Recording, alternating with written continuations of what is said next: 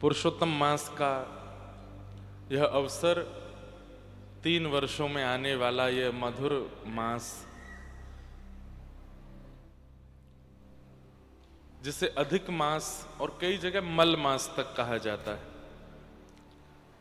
कहते हैं कि भगवान नृसिंह ने प्रकट होकर के हिरण्यकश्यप के वध के लिए इस मास को प्रकट किया, क्योंकि उसने वरदान मांगा था कि मैं 12 महीनों में ना मरूं। तब भगवान ने 13वां महीना बनाया। नृसिंह अवतरण के बाद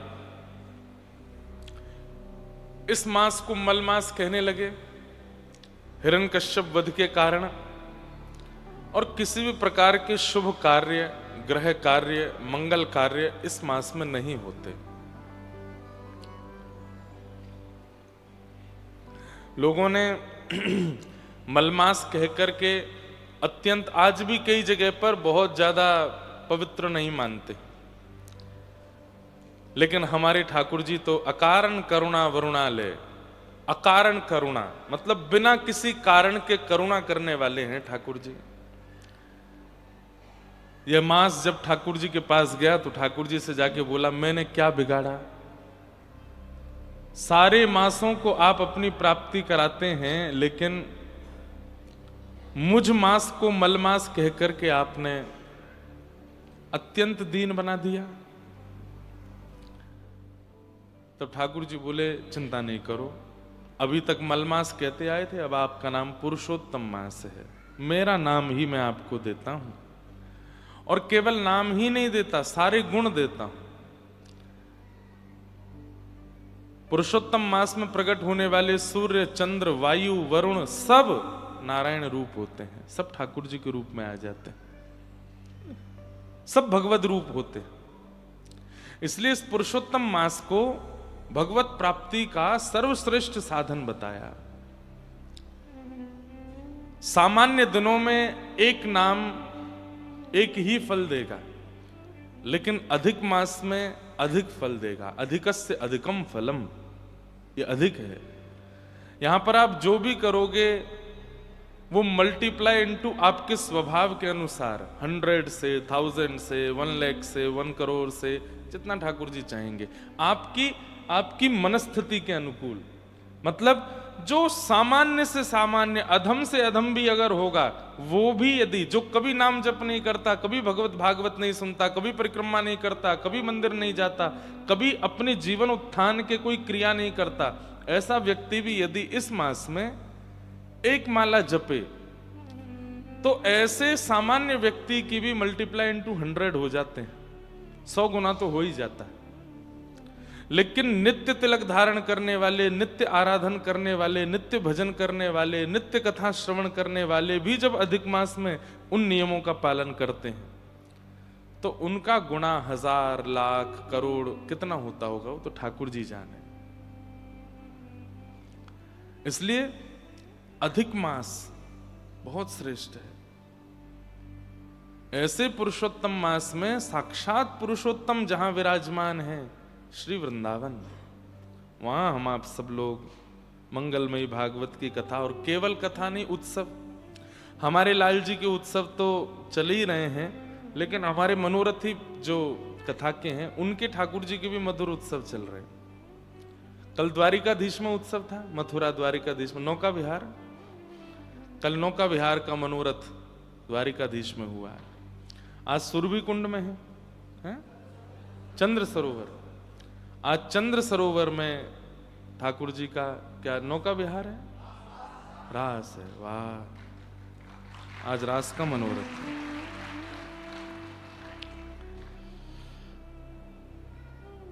अब क्या है कि एक के घर में ब्याह हो तो दूसरे जा सकते हैं, पर सबके घर में ब्याह हो तो कैसे जाऊं मैं? तो इनके ठाकुर जी के उत्सव का मैंने वचन तो दिया था कि मैं जाया करूंगा शाम को, पर हमारे लाला रूठे बैठे हैं, पुरुषोत्तम मास में हमारो उत्सव ना करेगो, तो उनके भी आज फल मंडली का उत्सव है, छाक लीला।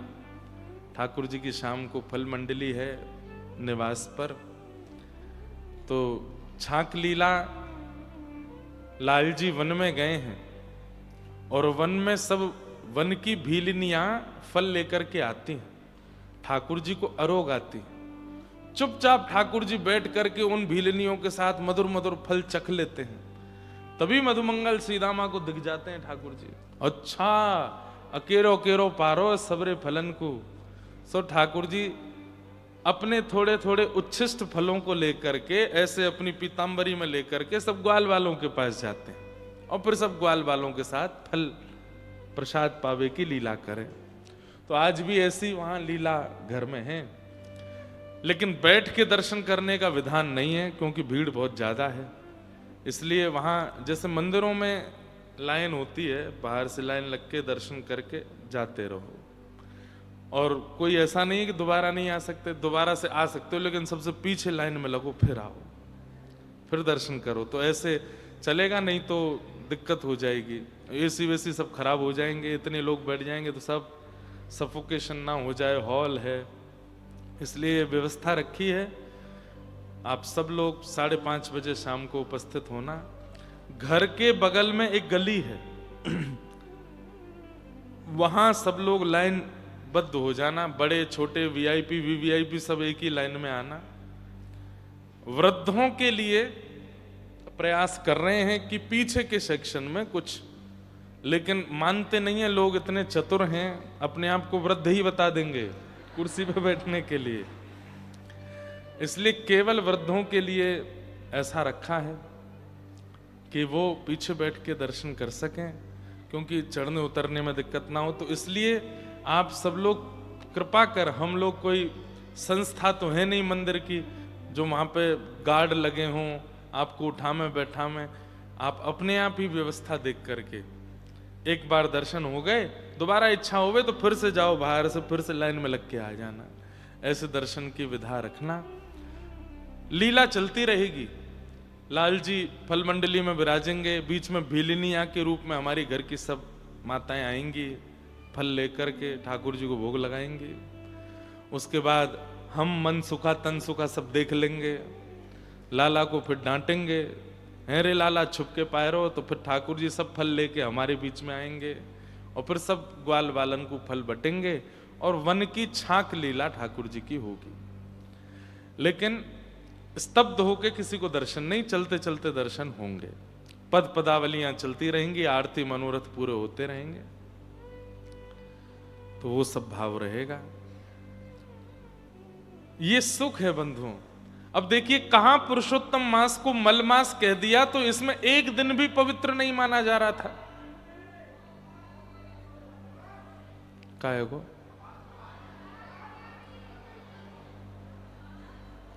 कथा के बाद माइक वाले भैया को उठा के ले जाना आप लोग।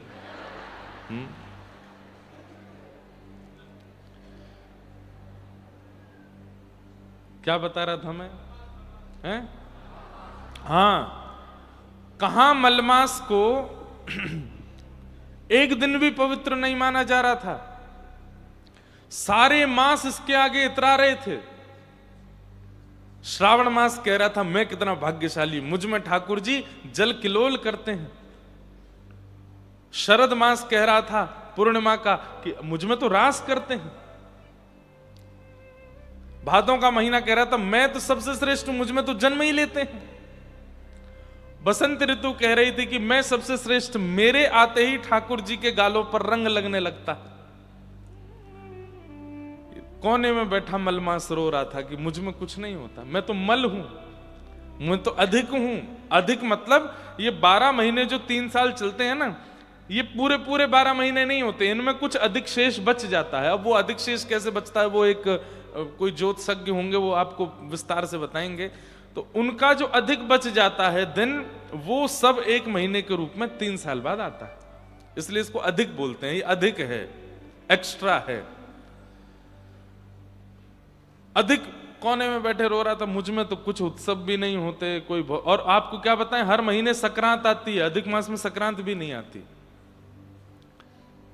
तब ठाकुर जी बोले तू चिंता मत करे, बाकी के सबरे मासों में एक एक उत्सव होते हैं, पर सारे 12 महीनों में जितने उत्सव होते हैं वो सब तेरे संग होंगे। अब तो ठाकुर जी की होली भी होती है, नौका विहार भी होती है, जल विहार भी होता है, शरद पूर्णिमा भी होती है, रास पूर्णिमा भी होती है, ठाकुर जी की चंदन यात्रा भी होती है। कल हमने सूक्ष्म चंदन यात्रा, लाल जी के चल ही रहे हैं उत्सव, कुछ ना कुछ उत्सव बना रहता है लाल जी का। तो ऐसे ठाकुर जी के सारे उत्सव होते हैं, साल भर के जितने उत्सव सब अधिक में होते हैं। अब बाकी के सारे महीने हाथ जोड़ के कहते हैं, अरे पुरुषोत्तम तुम तो हमसे भी ज्यादा श्रेष्ठ हो, हम में तो एक ही लीला होती है, ठाकुर जी सबरी लीला तुम्हारे संग करते हैं। तो ऐसा ये पुरुषोत्तम मास, कितने कृपालु है ना लाल जी, दीनों पर कृपा करते हैं और हम दीन नहीं है। जो दीन है, दीन बंधु नाम है ठाकुर जी का, और हम दीन ही नहीं हैं। हमारे अंदर चतुरता इतनी बढ़ी हुई है कि जिसके कारण ठाकुर जी हमसे दूरी बना के रखते। दीन बन जाइए, सरल बन जाइए, सहज बन जाइए, और उपेक्षित होइए मत, पर उपेक्षितों की तरह ही रहिए। किसी कार्य को कहने के लिए आपको निमंत्रित, तो आप कह दिया कीजिए कि मैं अधिकारी तो नहीं हूं, फिर भी आप बुला रहे हैं तो आऊंगा। मैं योग्य तो नहीं है, फिर भी आप कह रहे हैं तो आऊंगा। लेकिन आजकल एक बात बोलूं, इतना बनावटी जमाना हो गया कि ऐसी बातें भी बनावटी लोग ही बोलते हैं। हम तो लायक नहीं महाराज जी, लेकिन आप कह रहे हैं तो ठीक है आएंगे। हमारी कोई योग्यता नहीं है महाराज जी, लेकिन आप कह रहे हैं तो सब करेंगे। ये भी कई बनावटी लोग बोलने लगे, और उनकी बनावटी बात अलग ही पता चल जाती। कोई मिले मुझको, मिलते रहते हैं, तो मैंने कहा भैया आपकी बड़ी कृपा, देखो आपके सानिध्य में सब लोग कितना आनंद ले रहे हैं। मैं तो महाराज जी कण हूं, कण, चरणों की कण हूं, और कण में भी सबसे छोटी कण हूं। मुझे पीस दीजिए चरणों से। अलग ही पता चल रहा है कि बनावटी बोल रहे हैं। भाई जो दीन होगा ना, वो बोलेगा नहीं कि मैं दीन हूं। दीन कभी बताएगा नहीं कि मैं दीन हूं। उसकी तो प्रक्रिया मौन रहती है, शांत रहती है, नेत्र झुके हुए रहते हैं, तन झुका हुआ रहता है। शब्द से बताना नहीं पड़ेगा कि वो दीन है। उसकी भावना, उसके विचार, उसके चलना फिरना, उठना बैठना और शरीर से पता चल जाता है कि वो दीन है। और ऐसे के ठाकुर जी बंधु हैं, दीन बंधु हैं, उनको ठाकुर जी बहुत प्रेम करते हैं। दीन बंधु बनो, ठाकुर जी के प्रिय बनने का प्रयास करो, और वो प्रयास इस मास में संभव है। अब तो बहुत दिन बचे हैं, अब तो बहुत कम दिन बचे हैं, शेष दिन ज्यादा नहीं है।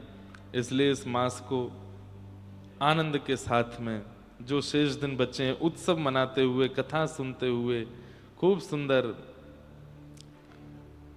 वृंदावन का वास करते हुए। बहुत सुंदर एक पद है वृंदावन, क्योंकि मैं वृंदावन में कथा कर रहा हूं ना, तो यहां पर व्रज के भाव सब जगह नहीं प्रकट होते, सब जगह नहीं निकलते हैं, यही निकलते हैं।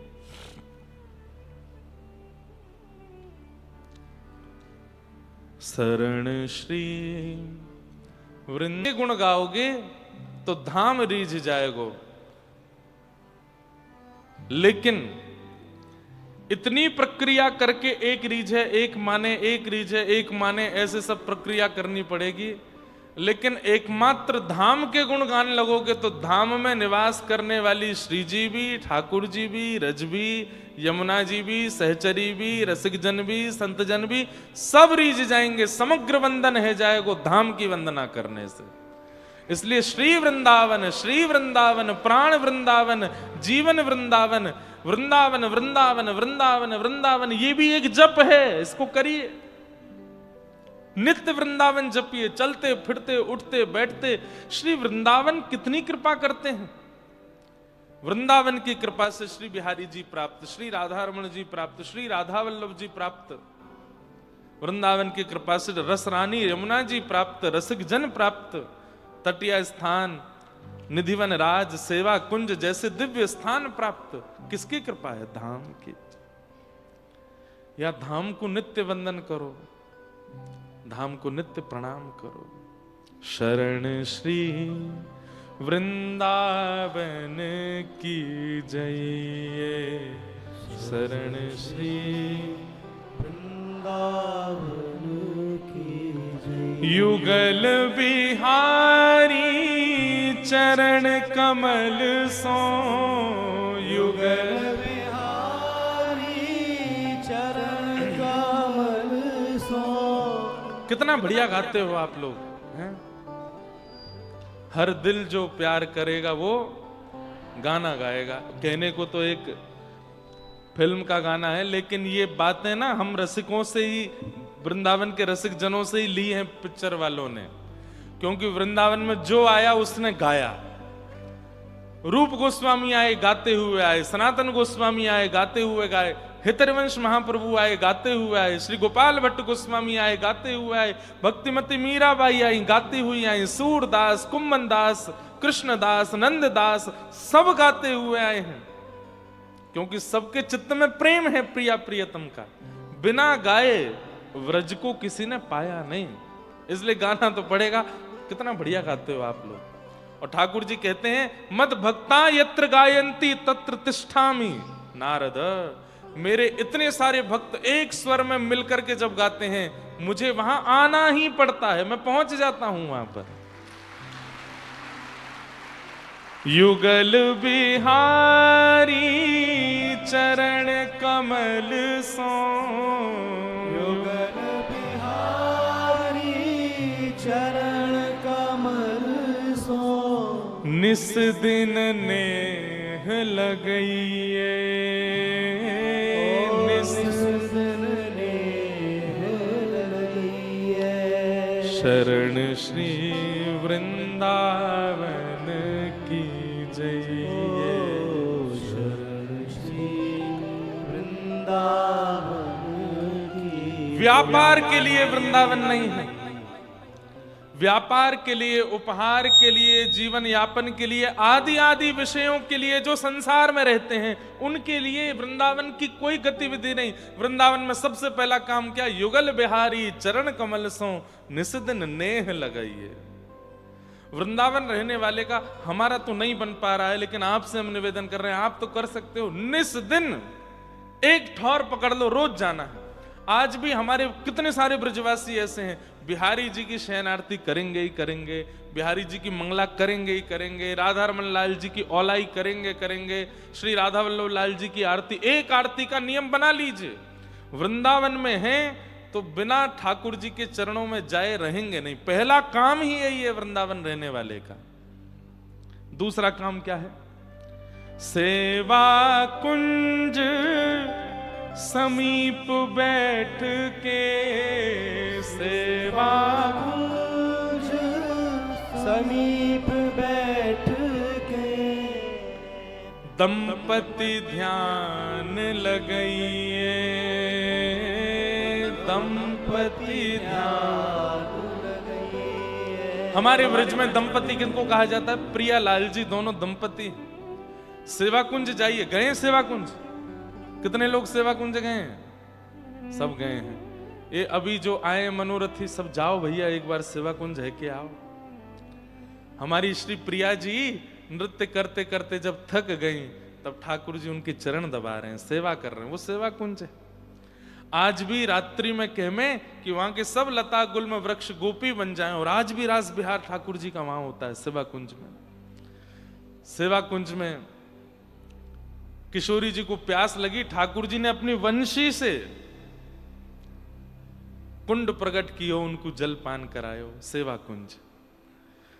तो दूसरा काम वृंदावन रहने वालों का, ये अत्यंत गूढ़ बातें हैं, लेकिन अब तो सब प्रचार हो जाएंगी, लेकिन फिर भी करो सेवा कुंज। और एक बात और ध्यान रखिएगा, ये कर्ण पिशाचनी संग लेके मत जाना, इसके बिना तो जाते ही नहीं है। वहां ध्यान भी लगाएंगे तो ये वीडियो ऑन रहेगी, ध्यान चल रहा हमारा नहीं, इसको छोड़ के जाइए। वृंदावन के लिए कीपैड वाला फोन रखा करो, बिना कैमरा वाला। मैंने अभी मेरी दत्त धाम में कथा थी नासिक में, वहां के महाराज जी ने इतना बड़ा फोन दिया मुझे कीपैड वाला, तो मैंने कहा महाराज जी अधिक मास के बाद इसका शुभारंभ करूंगा मैं, वृंदावन में जई चलेगो कीपैड वालो इतनो सोने, उसमें कैमरा नहीं है, फोन उठाने करने के लिए बस बहुत है, वीडियो नहीं बनानी वृंदावन में। हमको तो इसलिए भी बनानी पड़ती है कि चलो कुछ रसिक जन है उनको कुछ प्राप्त हो जाएगा, कुछ करेंगे, लेकिन फिर भी बहुत कम मन होता है वृंदावन में ज्यादा कुछ करने का। तो दूसरा काम ब्रज में क्या, सेवा कुंज समीप बैठ के, सेवा कुंज समीप बैठ के दंपति ध्यान लगइए, दंपति ध्यान लगइए। शरण श्री वृंदावन की जय, शरण। आचार्य चरण कहते हैं ये दो काम कर लिए, इनसे ही क्या होने लगेगा, होए भावना सिद्ध सहज ही, होए भावना सिद्ध सहज। कितना सरल है, केवल युगल बिहारी जी के नित्य दर्शन करने और सेवा कुंज के समीप बैठ के ध्यान लगाना, इतने में ही भावना सिद्ध हो जाएगी। फिर क्या अनुभव होगा, निरख नयन हुलसइए, निरख नयन हुलसइए, शरण श्री वृंदावन की रइए, शरण। अच्छा एक बात, ये तो नियम है आध्यात्म पथ का, भक्ति पथ का, कि प्रारंभिक सीमा जब आप प्रारंभिक श्रेणी में जब होते हैं तो बहुत जल्दी ध्यान लगने लगता है, बहुत ज्यादा सेवा में रुचि बनने लगती है, बहुत बढ़िया से भोजन प्रसादी सिद्ध होने लगती है, बहुत नाम जप में मन लगने लगता है। लेकिन एक समय के बाद ना तो नाम जप में मन लगता है, ना सेवा में मन लगता है, ना सेवा अच्छे से हो पाती, ना श्रृंगार हो पाता, ना प्रसाद हो पाता, आलस्य आने लगता है। पता है क्यों? क्योंकि पूर्व में प्रारंभिक स्थिति में जो हमारी सेवा बन रही थी उसके प्रति हमको अभिमान आ जाता है कि हमारा तो बड़ा सहज हो जाता है, उसके कारण वो अभिमान आने लगता है। अभिमान के कारण सेवा में आलस्य, नाम में आलस्य, कथा में अरुचि, धाम में अरुचि, वैष्णवों के प्रति अपराध, ये सब बनने लगता है। और ये सब का कारण प्रारंभ में हुए अनुभवों के प्रति अभिमान। आप अभी नहीं मानेंगे, लेकिन जब अनुभव होता है तो उसके बाद अभिमान आता है। उस अभिमान को दबाए रखने के लिए क्या करें, उस अभिमान को नष्ट करने के लिए क्या करें? तब आचार्य चरण अगली पंक्ति में कहते हैं, ले ले शीत रसिक संतन की, ले ले शीत रसिक संतन की। शीत के बारे में जानते हैं? कोई महापुरुष पाले, उसके बाद जो अवशेष बचे वो शीत प्रसादी कहलाती है। उस शीत प्रसादी को पाने से क्या होगा? बोले अहम शून्यता बनी रहेगी। अपनी सेवा के प्रति, नाम के प्रति, धाम के प्रति, कथा के प्रति जो भी हमसे अपराध बन रहे हैं, उन अपराधों को नष्ट करने का एक ही उपाय है, रसिक महापुरुष वैष्णव जनों की शीत प्रसादी लो। और शीत प्रसादी को मतलब है केवल तिनका मात्र, उनका तिनका ही ले लो और उनसे मांगो मत, ध्यान रखो और बस उनको पता ना चले और आपने उनकी जब वो प्रसादी पाले उसके बाद एक तिनका उसमें से ग्रहण कर लो। ले ले शीत रसिक संतन की, ले ले शीत रसिक संतन की। बाधा भूख भगइए, बाधा भूख भगइए। शरण श्री वृंदावन की रइए, शरण श्री वृंदावन की। शीतल सुंदर जल यमुना को, शीतल सुंदर जल यमुना वहां पी पी प्यास मिटाइए, पी पी। प्यास मिटाइए। लेकिन आजकल ये हो नहीं पा रहा, श्री यमुना जी का जल पान करने को नहीं मिल पा रहा है। जिस प्रकार से हम लोगों ने यमुना जी का स्वरूप बिगाड़ दिया है, उस प्रकार से यमुना जल हम पी नहीं पा रहे हैं। क्या करें फिर? बोले वृंदावन में फिर जल आने के बाद यमुना जी ही हो जाता है। वृंदावन में जो जल है वो यमुना जी का ही स्वरूप है। प्रयास तो करना चाहिए कि हम आवाज उठाएं, हम प्रार्थना करें कि श्री यमुना जी को वापस भेजो। वृंदावन की रसरानी पटरानी श्री यमुना जी नहीं है। दिल्ली का पूरा जल आ रहा है वृंदावन में, यमुना जी नहीं आ रही हैं। इसी कारण से वृंदावन में कुछ ना कुछ वैष्णवों की दुर्घटनाएं होती रह रही हैं, क्योंकि यमुना जी नहीं है। हम तो कहते हैं, हम तो अभी एक बड़े महापुरुष के यहाँ गए दक्षिण में, वहां पे भी बोल के आया मैंने कि आप महाराज जी नदियों के लिए बहुत क्रम करते हैं, यमुना जी के लिए करो। ऋषिकेश वाले महाराज जी के पास गए, वहां आरती होती है गंगा जी की, उनसे भी कह के आया मैंने कहा महाराज जी हम तो बालक हैं, आप थोड़ी आवाज उठा के यमुना जी के लिए कुछ करिए।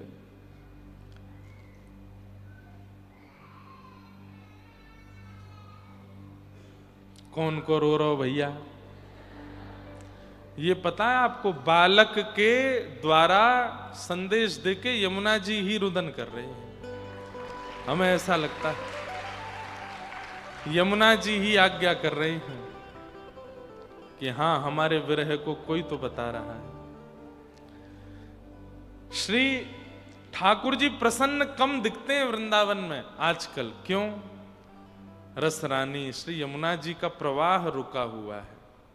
रस रानी यमुना जी के स्वरूप को हम लोगों ने अति धूमिल कर दिया है। एक बालक कल हमसे मिलने के लिए आए और वो दंडवती कर रहे हैं, 21 दंडवती ऐसा उन्होंने एक पोस्टर में लिखा है।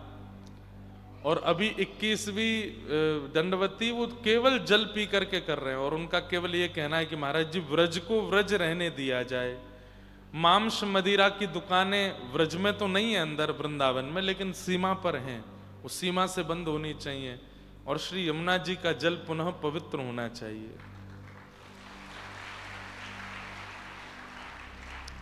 हम लोग व्रज में आते हैं, खाते हैं, पीते हैं, नाचते हैं, दर्शन करते हैं, चले जाते हैं। लेकिन भैया अगर ऐसे ही करते हुए प्राण त्याग दिए तो हो सकता है निकुंज में प्रवेश तो मिलेगा, लेकिन ठाकुर जी कहेंगे तुम कुछ करके नहीं आए यमुना जी के लिए। श्री यमुना जी को पवित्रीकरण करने के लिए तुमने कुछ नहीं। ये कलियुग है बंधुओं। यहां आप सोचें कि ठाकुर जी फिर प्रकट होकर के तांडव करेंगे कालिया नाग की तरह, ऐसा नहीं होगा। कलिकाल में भगवान कहते हैं अहम भक्त पराधीन, मैं चाह करके भी कुछ नहीं करूंगा, सब तुम करोगे। अगर हम नहीं करके गए तो ठाकुर जी नाराज तो होंगे। तो श्री यमुना जी के लिए हर वृंदावन आने वाले को आवाज उठानी चाहिए। अरे हमारे पीछे पड़ जाते हैं, बड़े बड़े महापुरुषों के पीछे पड़ जाते हैं, इन्होंने कथा में यूं बोल दिया, ये ऐसे कर रहे हैं, ये इतना पैसा लेते हैं, ये इतनी दक्षिणा लेते हैं, ये इतना लोगों को पागल बना रहे हैं, ये ऐसा पाखंड फैला रहे हैं। हमारे पीछे पड़ जाते हैं, कथावाचकों के पीछे पड़ जाते हैं। जिस विषय पर सोशल मीडिया पर आवाज उठानी चाहिए कोई नहीं उठा रहा है।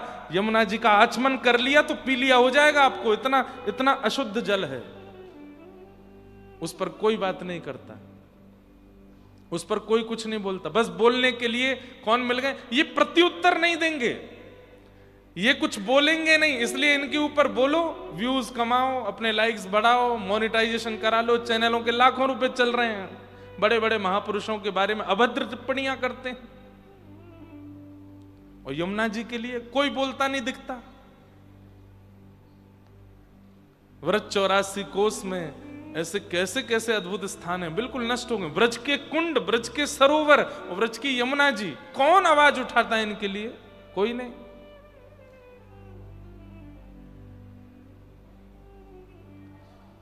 हमारे मन में आती तो बहुत है कि हम कुछ करने लगे, पर वो ये कि गृहस्थी है ना, साधु महात्मा होते तो कर लेते कि कल को कोई कुछ कर भी दे तो कोई दिक्कत नहीं है। पीछे पूरा परिवार है ना, इसलिए ये भी सोचते हैं कि भैया कोई पता नहीं है, संसार वैसे ही दुश्मन बना पड़ा है। लेकिन व्यासपीठ से तो हम बोल ही सकते हैं ना, आप सबको तो कह ही सकते हैं कि आप करो। हमारे कुछ बालक हैं, शिष्य हैं, यहां बैठे होंगे, सब जाते हैं यमुना जी। यमुना जी जाकर के वहां पर जाकर के शुद्धिकरण का वहां, अब जितना उनसे बनता करते हैं बेचारे, प्लास्टिक उठाएंगे, पन्नी उठाएंगे, मालाएं उठाएंगे, फूल उठाएंगे। पर यमुना जी में, अरे वृंदावन की यमुना जी तो ऐसी हो कि नित्य दर्शन करें, नित्य जलपान करें, नित्य यमुना जी के दर्शन करके प्रसन्न हो जाएं। अरे बिहारी जी को रिझानो है, नाम जप में एक माला कम करने लग जाओ, कोई दिक्कत नहीं, पर यमुना जी के लिए विचार करने लगो। यमुना जी जिसके प्रयास से शुद्ध होकर के वृंदावन में आ गई, बिहारी जी प्रत्यक्ष प्रकट है कि वह को हृदय से लगाएंगे कि तूने यमुना जी के लिए कछु की हो। आप सब भी ताली बजा के सुन के हंस के चले जाओगे, करेगा कोई कुछ नहीं, मुझे पता है।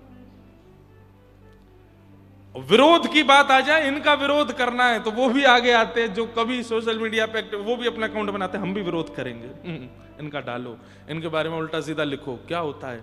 बोले वैसे तो अपने फोटो डालने पे 50 लाइक आते हैं, इनके बारे में बोलने 5000 आते हैं, डालो। क्या हो गया है संसार को? शुद्ध कथा कर रहे हैं, केवल लोगों को कृष्ण प्रेम में जोड़ रहे हैं, उससे भी लोगों को परेशानी है। और उससे परेशानी नहीं है कि यमुना जी की हालत कैसी हो रही है। ब्रजवासी हो, कितनी बार गए यमुना जी, नहीं जाते। कितना स्नान करते हैं यमुना जी में, नहीं करते। कितना जलपान करते हैं यमुना जी का। वृंदावन के आसपास के सारे नाले जा रहे हैं यमुना जी में। अरे यहां तो जाएंगे ही, क्यों? राजधानी से बड़े बड़े नाले आ रहे हैं यमुना जी, नाला ही आ रहा है, यमुना जी नहीं आ रही हैं। यमुना जी को रोक लिया है हथनी कुंड पर, वहां बांध है, उसके आगे यमुना जी नहीं आ रही हैं, पर कोई आवाज नहीं उठा रहा। बड़े बड़े महापुरुषों ने, हमारे गौ माता जी गौशाला वाले पूज्य रमेश बाबा, जहां पर ब्याहुला उत्सव हुआ, वृंदावन से जंतर मंतर तक यात्रा की थी उन्होंने कि यमुना जी का जल छोड़ा जाए, कुछ नहीं हुआ। और भी कई महापुरुष लगे हैं। यमुना मिशन करके एक प्रारंभ हुआ, उसने भी बहुत प्रयास किए, लेकिन यमुना जी वैसी की वैसी ही हैं। क्यों? जनबल मिलकर के बोले तब तो सरकार को चिंता होगी, कोई बोले ही नहीं रहा तो सरकार को चिंता भी नहीं है।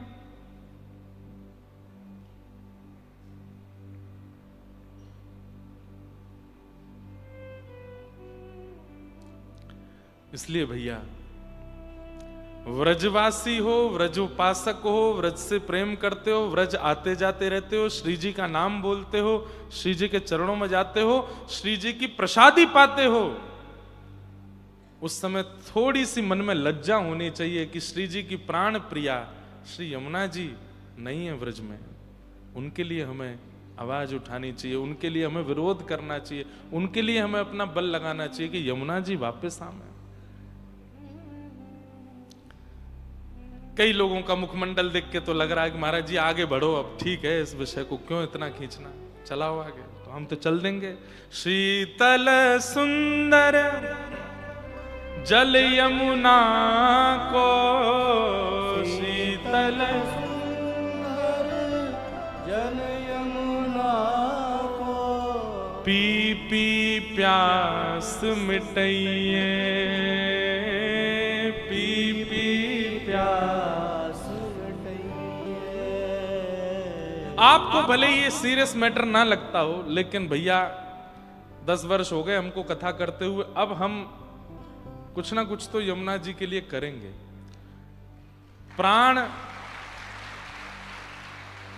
प्राण जावे उससे पहले यमुना जी के शुद्ध जल का स्नान पान मज्जन करके जाएंगे यहां से, ऐसे नहीं जाएंगे।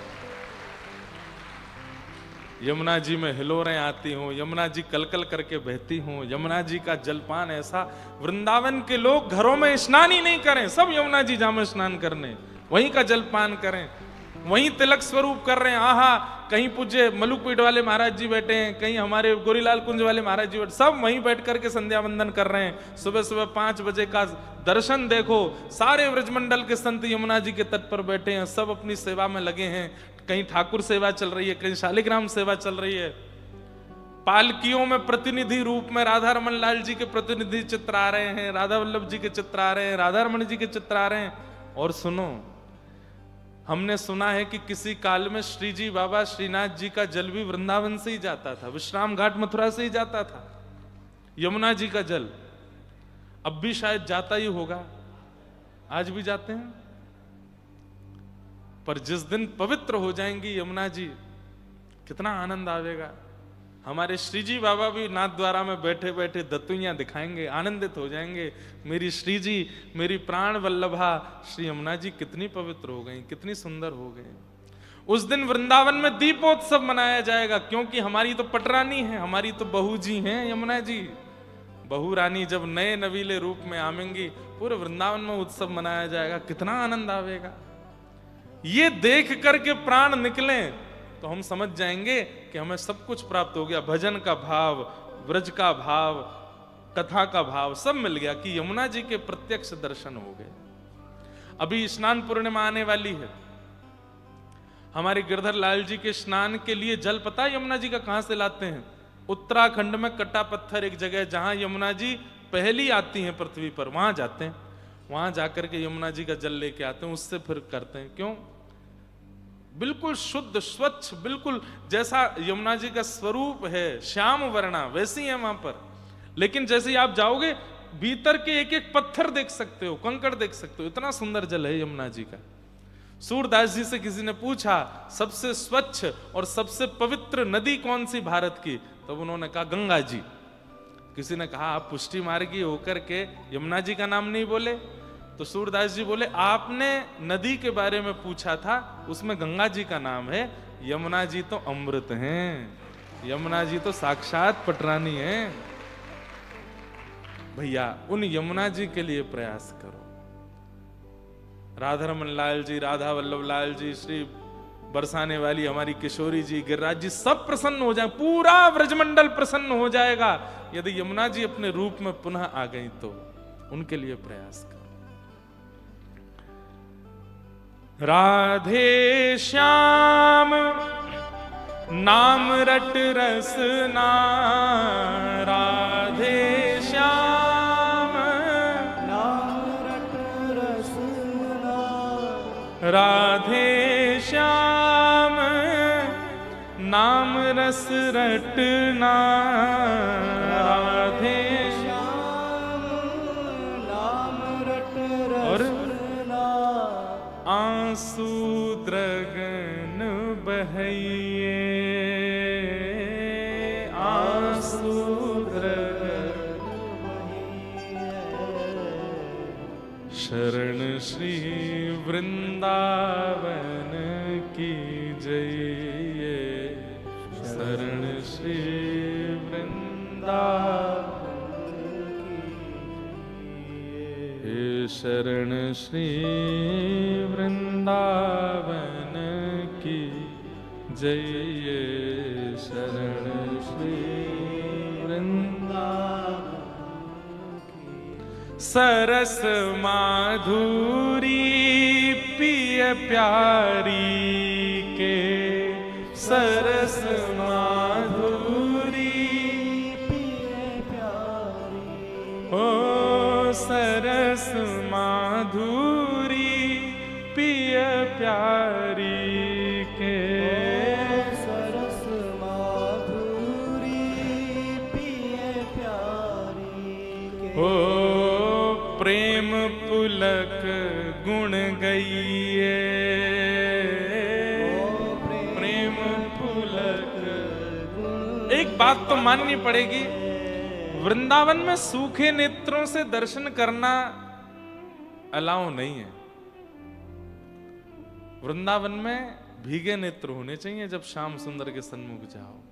और भीगे नेत्र भी अपने आर्तों से भीगे नहीं, अपने विषादों से, अपनी पीड़ा से भीगे नेत्र नहीं, उनके प्रेम में भीगे नेत्र।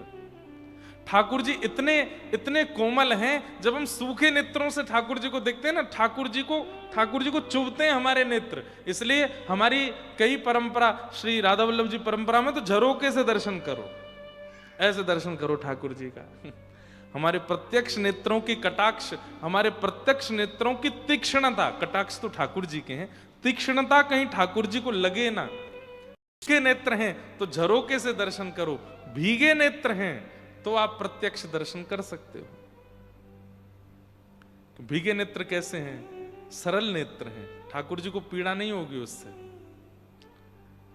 सरस माधुरी पिय प्यारी के, सरस माधुरी पिए प्यारी हे प्रेम पुलक गुण गईये, प्रेम पुलक गुण गईये। शरण श्री वृंदावन की रैये, शरण श्री वृंदावन की जय। बोलो वृंदावन बिहारी लाल की जय। ऐसा श्री वृंदावन धाम है, ये प्राप्त है गयो है, ये बहुत बड़ी कृपा है। इस वृंदावन धाम को खूब आनंद